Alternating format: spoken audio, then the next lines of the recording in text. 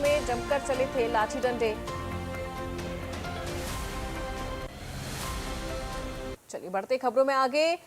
एक फूल सी बच्ची के साथ दरिंदगी की सारी हदें पार हो गई, लेकिन फिर भी समाजवादी पार्टी के नेताओं के कानों पर जूं तक नहीं रेंगी, क्योंकि आरोप समाजवादी पार्टी के नेता पर जो था। भारतीय जनता पार्टी के नेता लगातार समाजवादी पार्टी पर सियासी तीर छोड़ रहे हैं। आइए इसी से जुड़ी ये स्पेशल रिपोर्ट आपको दिखाते हैं।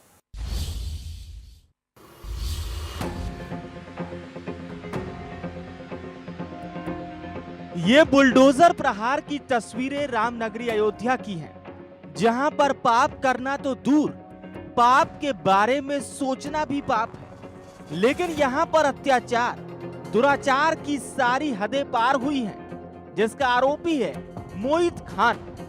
ये वही है जो समाजवादी पार्टी में अपनी पकड़ मजबूत रखता है। उम्र महज 12 साल, न दुनिया की समझ और न दुनियादारी की। जब तक दुनियादारी की समझ आती, तब तक उसे इतना गहरा जख्म मिल गया जिसकी टीस कभी कम नहीं होगी। समाजवादी पार्टी का नेता और आरोपी मोहित खान अभी तक फरार है। आज दरिंदे के खिलाफ बाबा का बुलडोजर गरजा, बुलडोजर की दहाड़ और आहट समाजवादी पार्टी के मुखिया अखिलेश यादव को अभी तक सुनाई नहीं दी।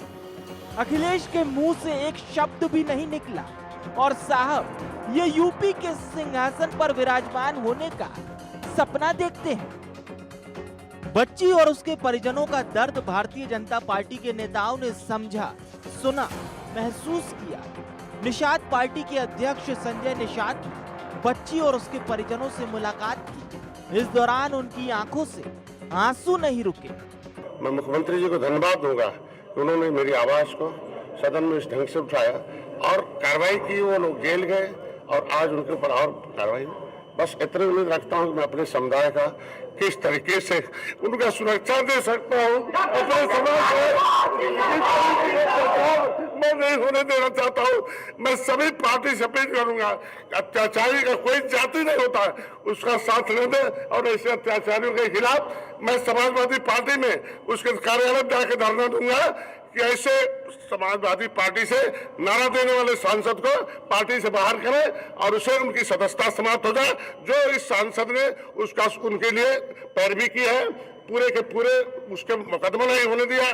कई दिन तक वो 13 साल की बच्ची है, 13 साल की बच्ची कहाँ जाएगी। आंसू बह रहे हैं। दरिंदे के खिलाफ कार्रवाई की गुहार लगाई जा रही है। बुलडोजर की दहाड़ लगातार सुनाई दे रही है, लेकिन समाजवादी पार्टी के नेता सियासत करने से नहीं चूक रहे। अयोध्या से नए नवेले सांसद अवधेश प्रसाद ने आज चुप्पी तोड़ते हुए कहा कि आरोपियों का डीएनए टेस्ट होना चाहिए, साथ ही इस मामले पर राजनीति नहीं होनी चाहिए। जहाँ तक इस घटना का सवाल है, ये घटना बहुत ही दर्दनाक है और शर्मनाक है, और इस घटना की जितनी निंदा की जाए शब्द छोटा हो जाएगा। इस घटना से संबंधित जो भी लोग हैं उनकी विवेचना की जाए, सत्य का पता लगाया जाए और जो भी दोषी हो कानून के हवाले रखकर उनके खिलाफ जो भी कानून सजा देता है सख्ती के साथ उनके खिलाफ कार्रवाई होनी चाहिए जिनका इन्वॉल्वमेंट है। और इस दिशा में पुलिस को भी चाहिए, वरिष्ठ पुलिस अधिकारियों को चाहिए, विवेचक को चाहिए, जो आईओ होते हैं, जो तफ्तीश जिसको कहते हैं, कि किसी भी दबाव में, किसी भी के दबाव में ना करके दूध का दूध पानी का पानी अलग करें। और जहाँ तक पीड़िता का सवाल है, पीड़िता के साथ हमारी पार्टी, हम लोग पूरी तरह से खड़े हैं, उसको न्याय दिलाने के लिए पूरी तरह से खड़े हैं, उसमें कहीं शक शुबा के सवाल नहीं। आज अफसोस के साथ कहना पड़ रहा है कि भारतीय जनता पार्टी इस पर राजनीति कर रही है। मेरा विनम्रतापूर्वक ऐसे लोगों से निवेदन है कि ये राजनीति का मोमेंट नहीं है, ये पॉलिटिक्स का नहीं है, संवेदना का है, दर्दनाक घटना है। उसको न्याय दिलाने में लगें और जो भी दोषी है उसके खिलाफ कार्रवाई की जाए, इनोसेंट को फंसाया न जाए और इसको और अच्छा। तो सुना आपने, सांसद साहब कह रहे हैं कि जांच होनी चाहिए। अरे सांसद जी, अगर यही आरोप, यही दरिंदगी किसी और पार्टी के नेता ने की होती तो भी आपके मुंह से यही शब्द निकलते, तो भी आप यही बोलते। मामला बढ़ा तो बीएसपी प्रमुख मायावती भी हरकत में आए और समाजवादी पार्टी पर जमकर सियासी तीर छोड़े।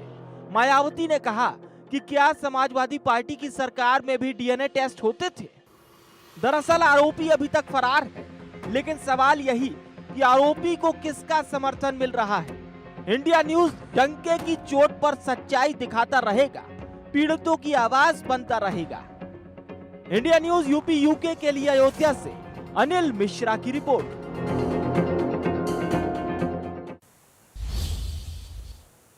चलिए बढ़ते खबरों में आगे। ग्रेटर नोएडा से बड़ी खबर। ग्रेटर नोएडा